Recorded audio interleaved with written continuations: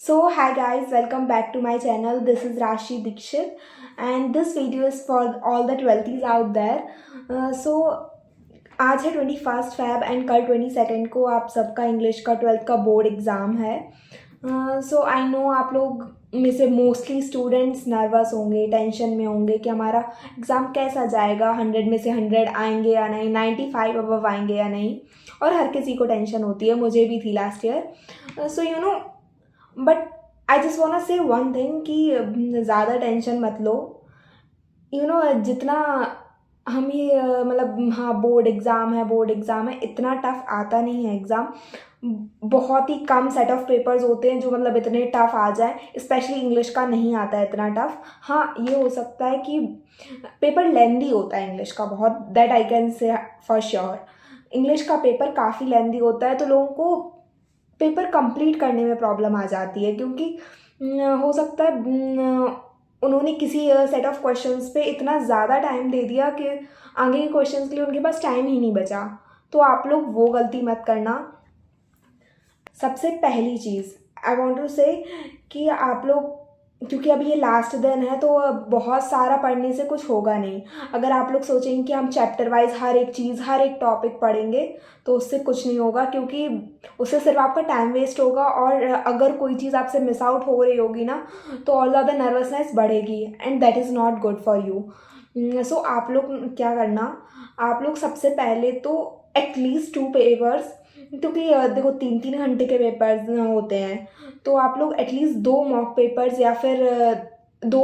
PYQs मतलब अपने हिसाब से देख लेना, प्रीवियस या क्वेश्चन पेपर या मॉक पेपर कुछ भी.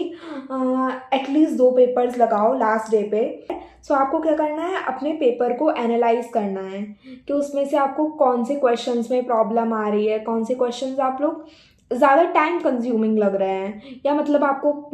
कौन सी पोयम है, कोई स्टोरी है, या फिर आपको पैसेजेस में प्रॉब्लम आ रही है.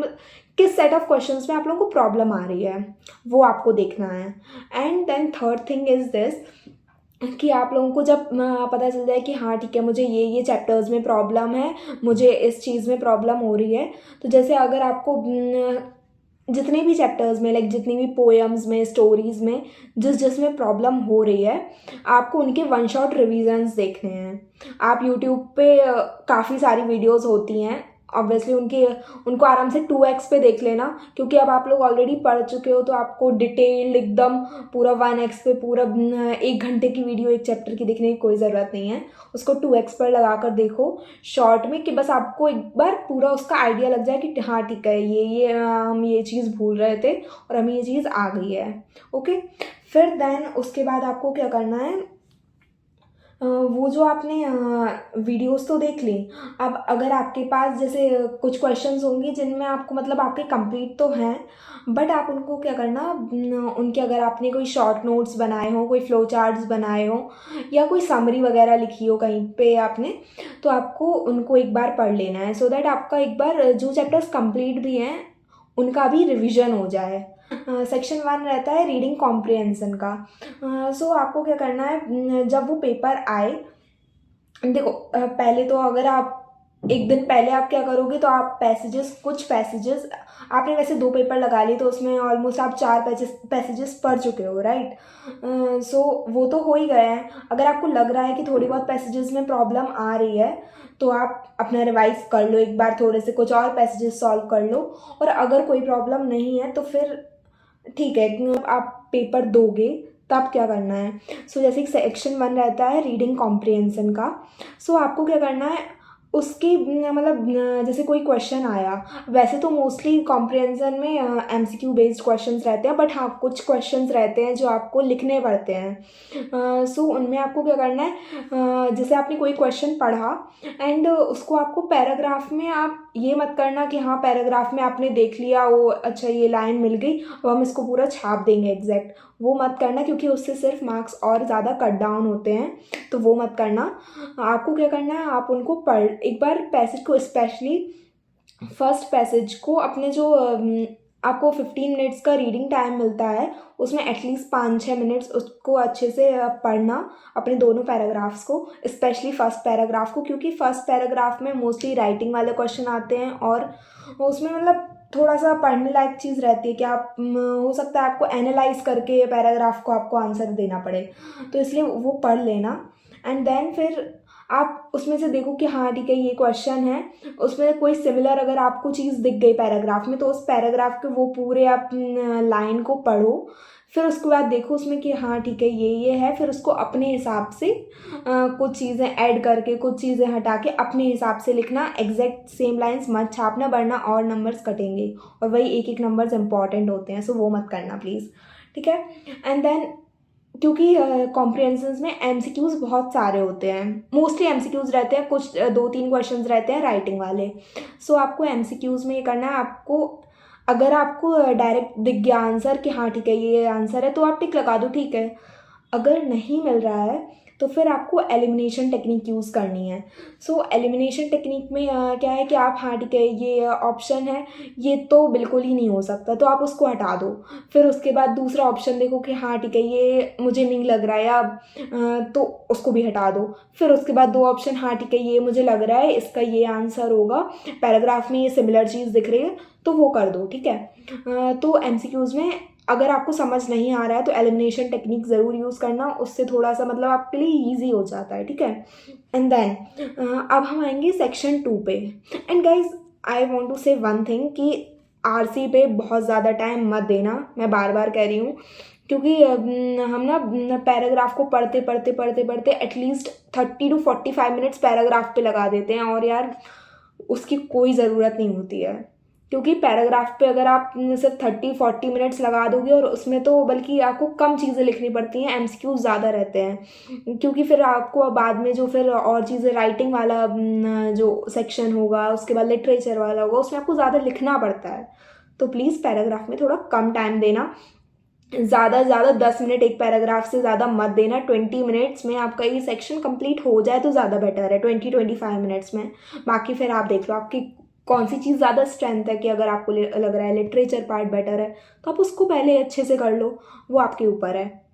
एंड देन अब आते हैं हम सेक्शन 2 पे। सो सेक्शन 2 होता है राइटिंग का। तो इसमें ना आपके यही सब आते हैं, notice and invitation, replies, letters, letter to the editor and job applications.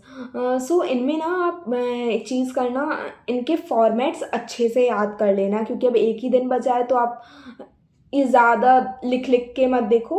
एक बार उनके फॉर्मेट्स अच्छे से देख लो। हाँ ठीक है, अगर आपको ये लग रहा है कि इसका फॉर्मेट मुझे थोड़ा गड़बड़ लग रहा है, कि ये फॉर्मेट मुझे याद रहेगा या नहीं रहेगा,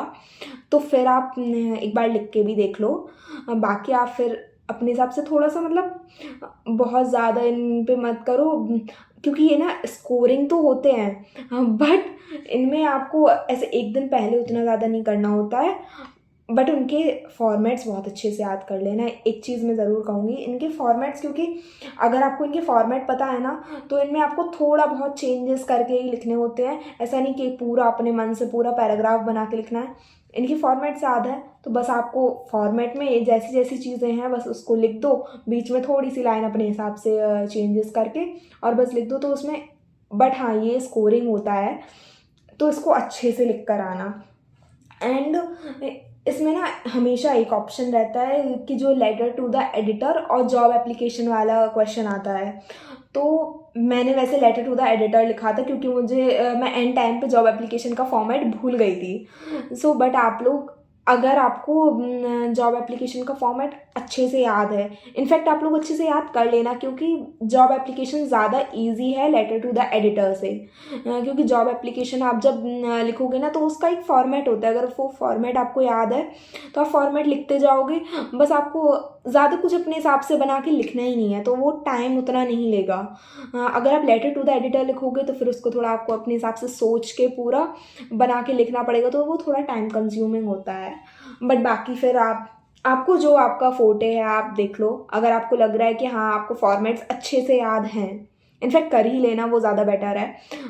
फॉर्मेट्स अच्छे से याद कर लो तो आपको जो टाइम कंज्यूमिंग चीज़ें हैं वो नहीं करनी पड़ेंगी। ठीक है। एंड देन उसके बाद फिर हमारा आएगा सेक्शन 3 लिटरेचर। सो लिटरेचर में आप लोग सबसे पहले ना, क्योंकि उसमें एक्सट्रैक्ट बेस्ड क्वेश्चन ज़्यादा होते हैं, वैसे भी क्वेश्चंस होते हैं बट स्टार्टिंग में तो एक्सट्रैक्ट बेस्ड क्वेश्चंस ही रहते हैं और वो इम्पॉर्टेंट होते हैं उसमें। तो उसमें आप सबसे पहले तो देख लेना कि आपको जैसे अगर एमसीक्यू में है तो एक्सट्रैक्ट बेस्ड क्वेश्चंस में ये भी आ जाता है कि हाँ उन्होंने कोई पैसेज दे दिया, उसके टोन क्या है, इसकी थीम क्या है पैसेज की, इसमें नरेटर मतलब किस जोन में कैसा फील कर रहा है। मेरे में ऐसे क्वेश्चंस आए थे एंड आपके में भी आएंगे, 1-2 क्वेश्चन ज़रूर आएंगे, तो वो ध्यान रखना थोड़ा। और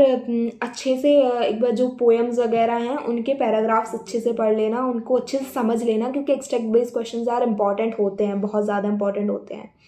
एंड उसके बाद बाकी जो क्वेश्चंस आते हैं, शॉर्ट नोट्स आते हैं, उनकी जो वर्ड लिमिट्स वाले जो क्वेश्चंस आते हैं, एक्सट्रैक्ट बेस्ड क्वेश्चंस में भी होते हैं और कुछ वैसे भी होते हैं कि उनने कोई आपको लाइन दे दी, हाँ अब इसके बारे में आपको लिखना है पूरा, तो वैसे जो क्वेश्चंस आए तो उसमें ना आप लोग सबसे पहले तो ये याद कर लेना कि हाँ ठीक है मुझे ये पॉइंट्स लिखने हैं। सबसे पहले लिखने में तो स्टार्ट कर देना बिना सोचे समझे, क्योंकि फिर हम लोग पता क्या करते हैं कि हाँ ठीक है 1 लाइन लिख दी, 2 लाइन लिख दी, फिर अब याद आ रहा है हमें ये चीज़ लिखनी थी पहले, तो अब वो हम पहले की जगह बाद में लिखेंगे, फिर कुछ और लिखेंगे, तो फिर वो अनऑर्गेनाइज टाइप का हो जाता है। तो उससे फिर जो चेक करता है तो उसको मतलब थोड़ा अजीब सा लगता है कि हाँ ठीक है इसको आता तो है बट ये काफ़ी अनऑर्गेनाइज तरीके से लिख रहा है, तो उसमें आपके नंबर कट सकते हैं, तो वो मत करना। आप लोग सबसे पहले तो सोचना, चाहे उसके लिए 2 मिनट ले लेना, बट ये सोच लेना कि हाँ ठीक है मुझे ये पॉइंट्स कवर करने हैं, मुझे ये चीज़ें लिखनी है, ये चीज़ें पहले लिखनी है, ये पॉइंट बाद में लिखना है, ये पॉइंट लास्ट में लिखना है, कंक्लूड इस पॉइंट से करना है, वो एक बार पहले याद कर लेना, ठीक है। फिर उसके बाद उसी हिसाब से फिर पॉइंट्स बना के आराम से लिखना। एंड उसमें ना जितने भी शॉर्ट नोट्स होते हैं, 5 मार्क्स के क्वेश्चंस होते हैं, 2 मार्क्स के क्वेश्चंस होते हैं, उन्हें वर्ड लिमिट्स दी रहती हैं, तो वर्ड लिमिट्स पे स्टिक करना, वर्ड लिमिट्स को ध्यान देना आप लोग। सो वर्ड लिमिट्स, क्योंकि जैसे अब उन्होंने कहा आपको 50 वर्ड्स, 100 वर्ड्स या 150 वर्ड्स में लिखना है, तो वो थोड़ा ध्यान रखना, क्योंकि अगर आप 2 मार्क्स के क्वेश्चन में आप 50 की उन्होंने कहा 50 वर्ड लिखना है और आप उनमें अगर लिखाओगे कि 200 वर्ड्स, तो उसमें आपके नंबर ज़्यादा कटेंगे, क्योंकि एग्जामिनर के पास इतना टाइम नहीं रहता कि वो आपके 2 मार्क्स के क्वेश्चन पे 10 मिनट का टाइम दे, तो उतना नहीं रहता है, ठीक है। 10 और 15 मिनट उसमें लगा दे, तो इसलिए अगर उसमें 50 वर्ड की लिमिट है तो उसको ज़्यादा एक्सीड मत करो, 50 का 55 कर दो, बट इतना मत करना कि 50 का आप 100-150 पर ले जा रहे हो, ठीक है। तो वर्ड लिमिट पर अपने स्टिक करना, उसको एक्सीड ज़्यादा मत करना, ठीक है। एंड आप लोग चैप्टर्स जितने भी आप अभी पढ़ के जा रहे हो उनकी थीम्स अच्छे से पढ़ लेना, कि मतलब हाँ ये चैप्टर की थीम क्या है, इस पोएम की में हर पैराग्राफ में क्या टोन है, हर चैप्टर्स में क्या टोन है, इनके पोएम्स में जो वर्ड्स हैं उनके सिनोनिम्स क्या हैं, एंटोनिम्स क्या हैं, क्योंकि ऐसे क्वेश्चंस जनरली एमसीक्यू बेस्ड में आते हैं, एमसीक्यू में आएंगे या फिर आपके वैसे भी आ जाते हैं। और लिटरेरी डिवाइसेस आप अच्छे से पढ़ लेना, क्योंकि उसके भी क्वेश्चंस आ जाते हैं कि उन्हें एक सेंटेंस दे देंगे वो कि हाँ ठीक है इसका ये लिटरेरी डिवाइस है, अब दूसरा क्वेश्चन उन्होंने दूसरा सेंटेंस दे दिया, अब इसका आप बताओ, या फिर शायद हो सकता है कि वो एग्जाम्पल भी ना दे, डायरेक्ट आपको कोई सेंटेंस दे दे इसका लिटरेरी डिवाइस बताओ, या हो सकता है कोई आपको पोयम या चैप्टर में से कोई भी लाइन दे दे कि इसका लिटरेरी डिवाइस बताओ, तो आप लिटरेरी डिवाइसेस को अच्छे से पढ़ लेना कि सिमिली क्या होता है, मेटाफर क्या होता है, पर्सोनिफिकेशन क्या होता है, बाकी जितने भी होते हैं सारे एक बार अच्छे से पढ़ के जाना, क्योंकि ये ये 1-1 मार्क्स में आते हैं, एमसीक्यूज़ में या नॉर्मली ये लिखने में आते हैं 1-1 मार्क्स के क्वेश्चन, और इन्हीं से आपके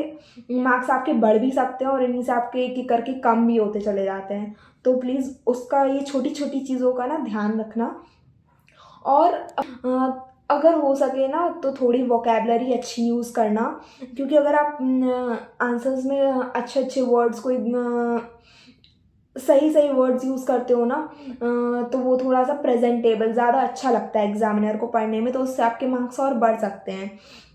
और अपनी थोड़ी राइटिंग स्किल्स को यार इम्प्रूव क्या मतलब थोड़ा सा ना जल्दी जल्दी लिखना है, इतना बहुत ज़्यादा, क्योंकि हम क्या करते हैं कि पहले तो स्टार्टिंग में हम आराम आराम से लिखेंगे, आराम आराम से लिखेंगे, फिर जब हमारा 1-1.5 घंटा हो जाएगा उसके बाद फिर लास्ट के 1 घंटे 1.5 घंटे फिर हम बहुत जल्दी जल्दी तो फिर एकदम ऐसे स्पीड में लिखते हैं कि सो गाइज लास्ट चीज़ मैं ये कहूँगी कि हमारा जो ये इंग्लिश का पेपर होता है ना, ये ऐसा कॉन्सेप्ट बेस्ड, फार्मूला बेस्ड और ये न्यूमेरिकल्स वगैरह तो आते नहीं हैं इसमें आपका सीधा सीधा ही है ना, मोस्टली आपका इमेजिनेशन बेस्ड रहता है कि आपने जो भी पैराग्राफ्स, जो भी स्टोरीज़, जो भी पोएम्स वगैरह आपने पढ़ ली, अब उनको आप आंसर में कैसे प्रेजेंट कर पा रहे हो। तो इसमें ना मोस्टली नंबर्स प्रेजेंटेशन पे ज़्यादा मिलते हैं कि आपने आंसर लिखा कैसे है, आपने राइटिंग थोड़ी सी सही लिखना, राइटिंग, क्योंकि अगर आपकी राइटिंग अच्छी है ना तो अगर 1-2 चीज़ें या मिस्टेक्स होती भी हैं तो वो एग्ज़ामिनर इग्नोर कर देता है, बट अगर आपकी राइटिंग भी ख़राब है उसके बाद आपने आंसर्स में मिस्टेक्स भी कर दी हैं तो फिर नंबर पक्का कटेंगे। तो थोड़ा सा राइटिंग सही यूज़ करना, अपने प्रेजेंटेशन का ध्यान रखना कि आंसर्स लिख कैसे रहे हो, आंसर्स में गैप होना चाहिए, एक पेज पे एक ही आंसर हो सके तो लिखो, ज़्यादा पेज ऐसे क्वेश्चंस को एकदम कंबाइन मत कर दो कि हाँ ठीक है एक क्वेश्चन लिखा उसके जस्ट नीचे दूसरा क्वेश्चन लिख दिया, वो मत करना, थोड़ा सा प्रेजेंटेबल रखना, क्योंकि इंग्लिश में इसी चीज़ के marks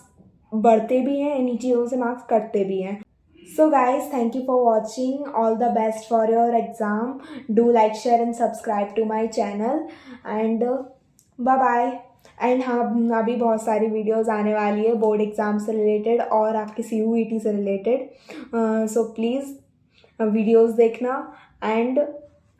go for it, go for your exam. Best of luck, अच्छे से देना, ज़्यादा टेंशन मत लेना। Bye bye.